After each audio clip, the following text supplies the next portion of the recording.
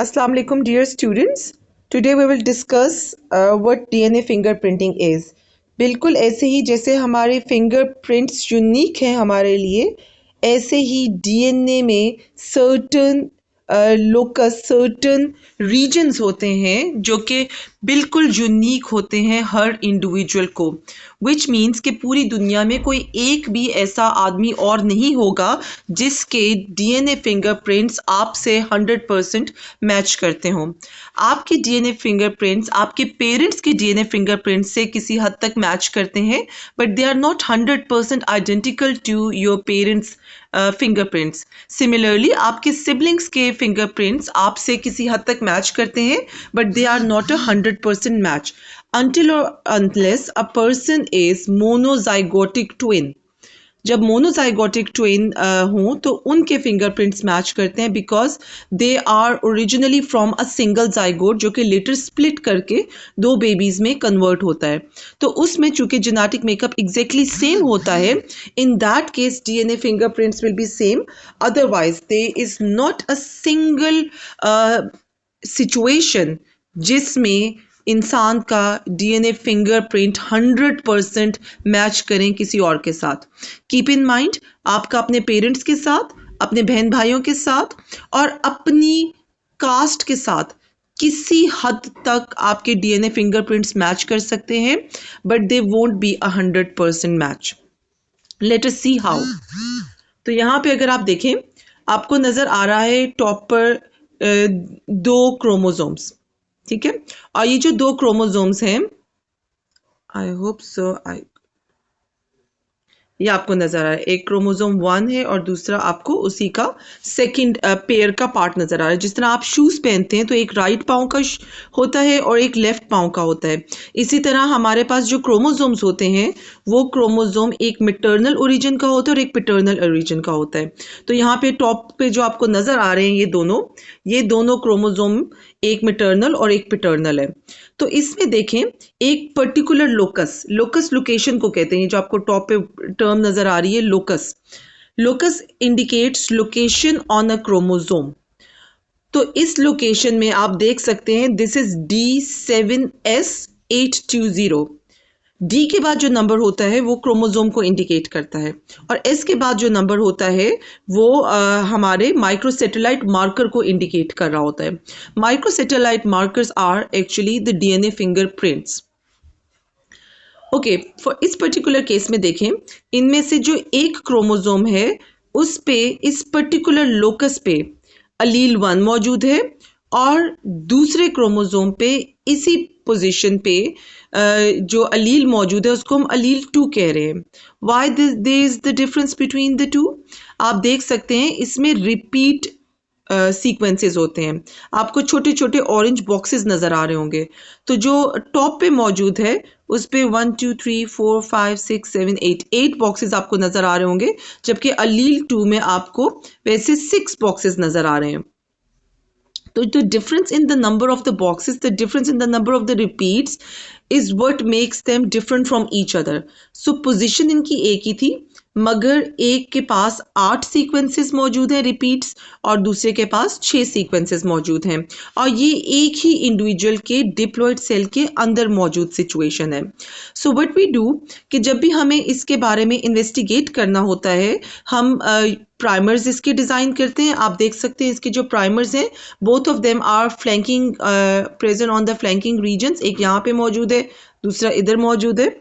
तो जब आप इसको एम्पलीफाई करेंगे तो ये दो डिफरेंट साइजेस के बैंड्स देगा, क्योंकि इन दोनों के साइज में डिफरेंस है because of difference in the number of repeats. So जो हमारा अलील 1 है वो लार्जर बैंड बनाएगा और जो हमारी अलील 2 है वो निस्बतन स्मॉलर बैंड बनाएगी। तो आप इसको जेल पे भी रन कर सकते हैं और आप इसको कैपिलरी इलेक्ट्रोफोरेसिस के जरिए भी लर्न करके देख सकते हैं।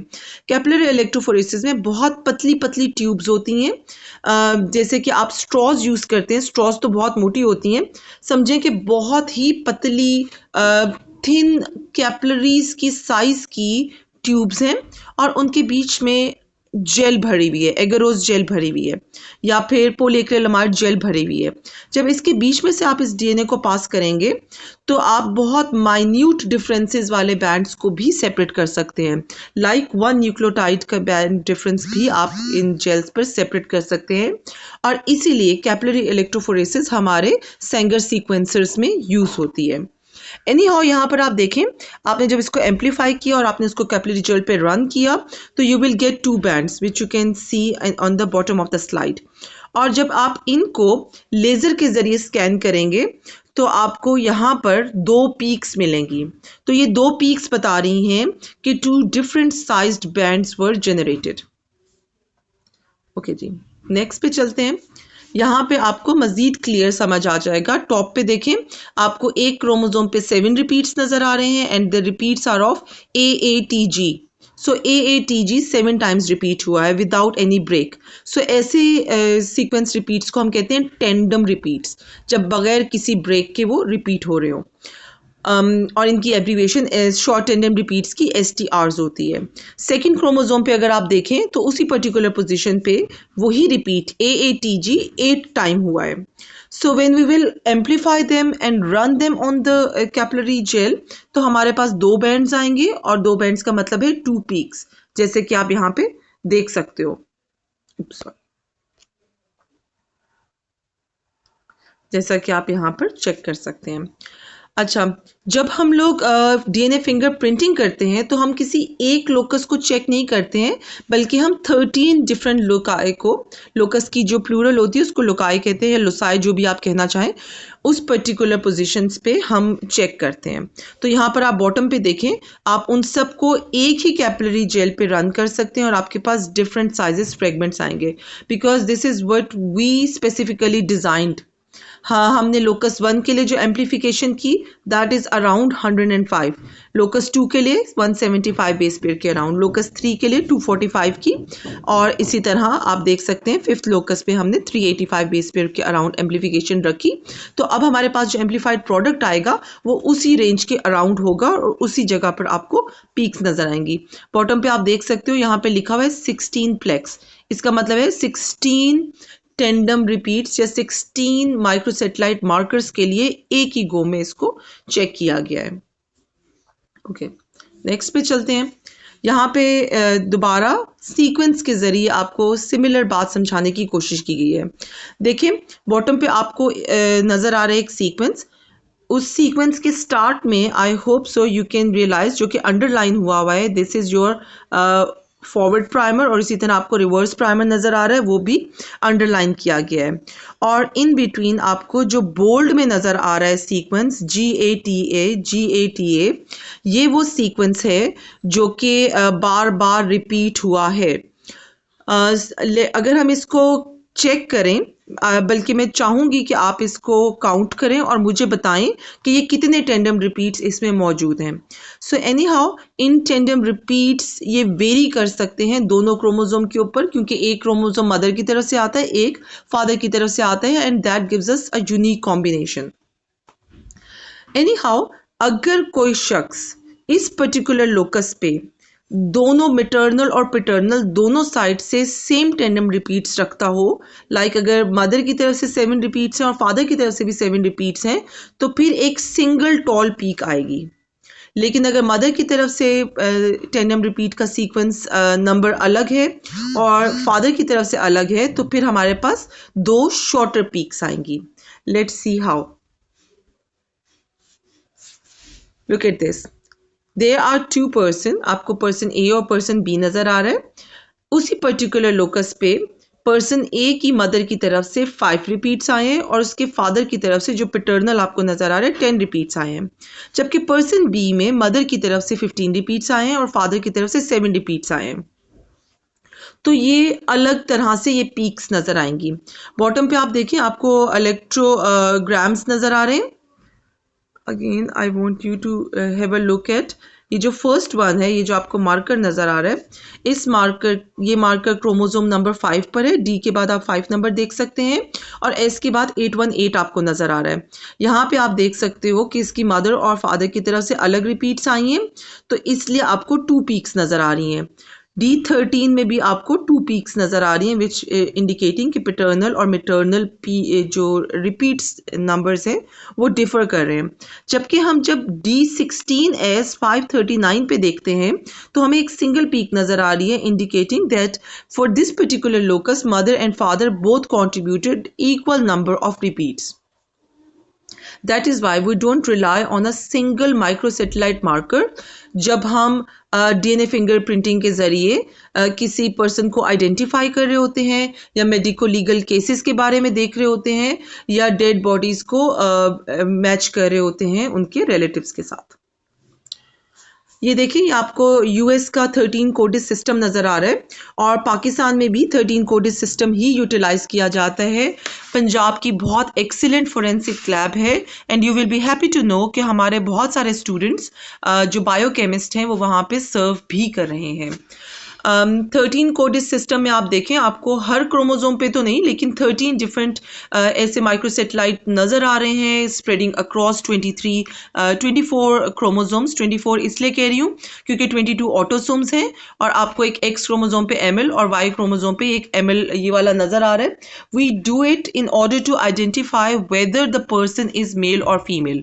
तो जेंडर आइडेंटिफिकेशन के लिए ये वाला यूज़ होता है और बाकी जो आपको सारे ऑटोसोम्स पे नज़र आ रहे हैं वो इन जनरल आइडेंटिफिकेशन के लिए हैं।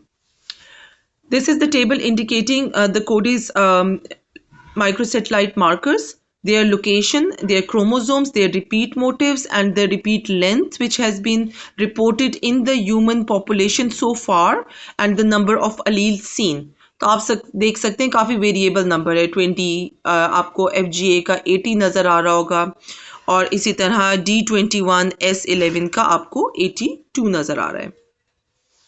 अच्छा, नाउ आपको काफ़ी अंडरस्टैंडिंग होगी तो मैं चाहूँगी कि आप कुछ क्वेश्चंस कर लें।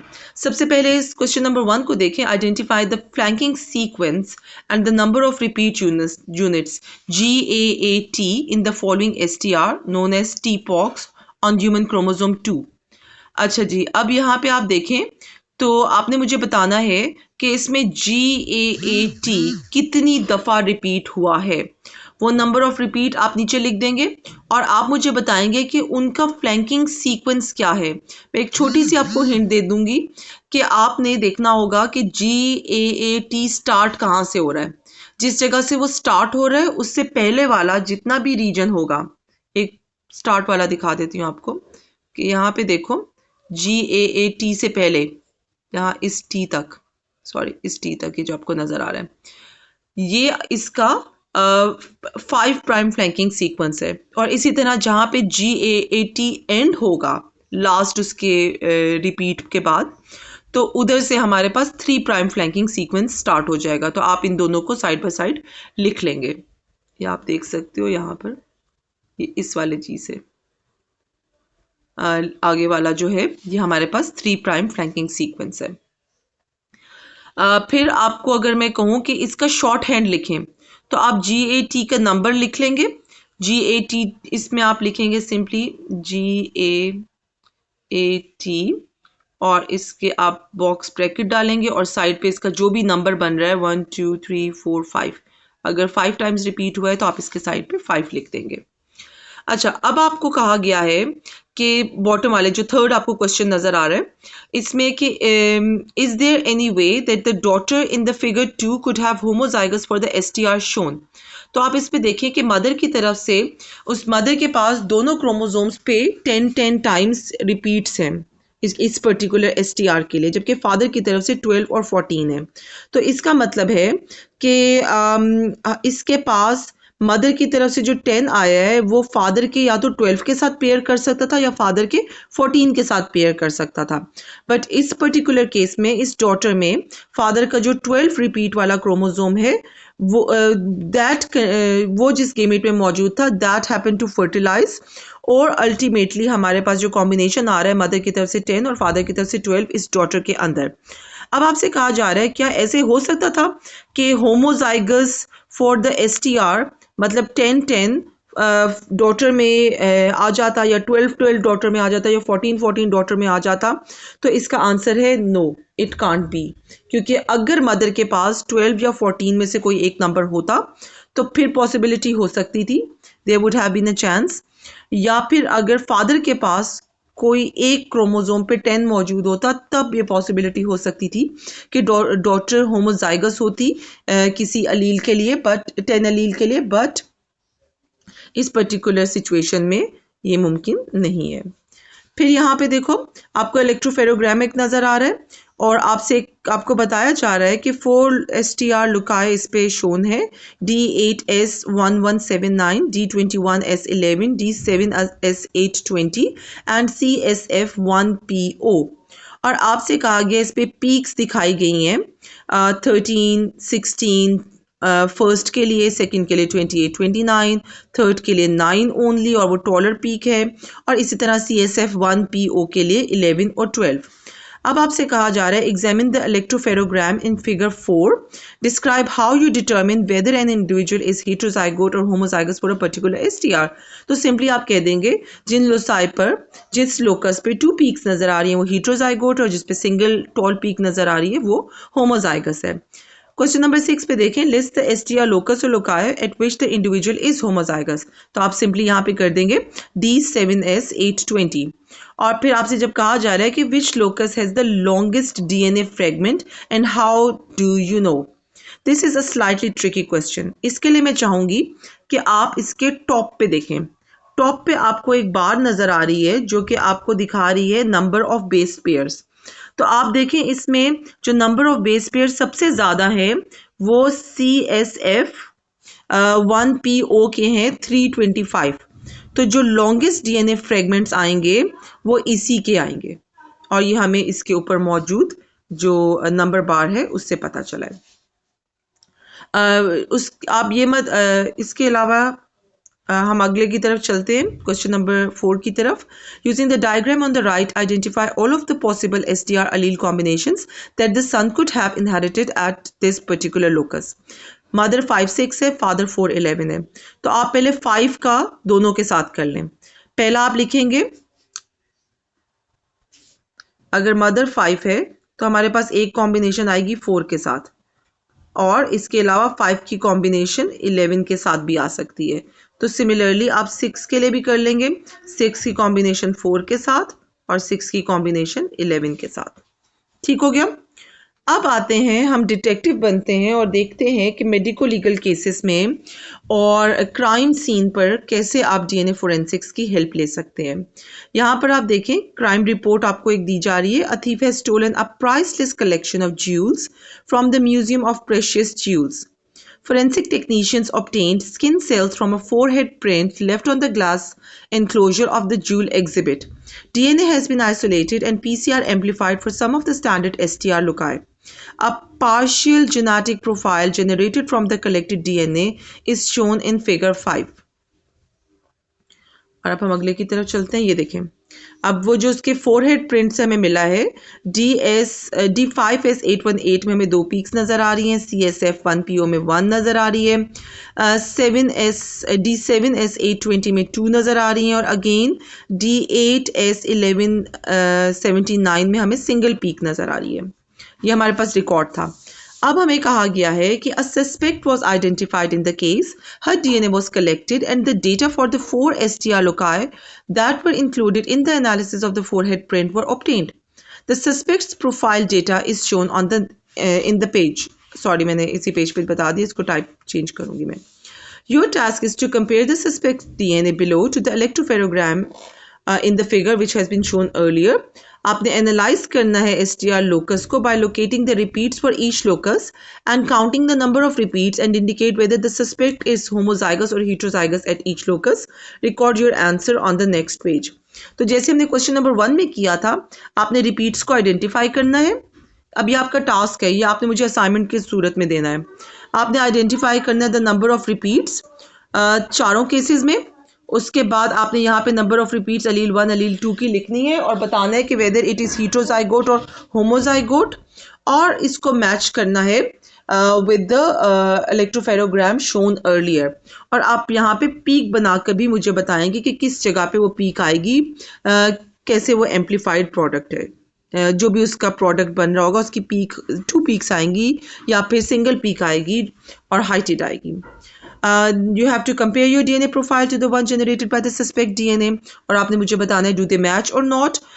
Make a claim about the suspect's guilt or innocence based on this evidence और आपने मुझे बताना है how confident are you that your claim is correct. With this we are done for today's talk. Thank you. Hafiz.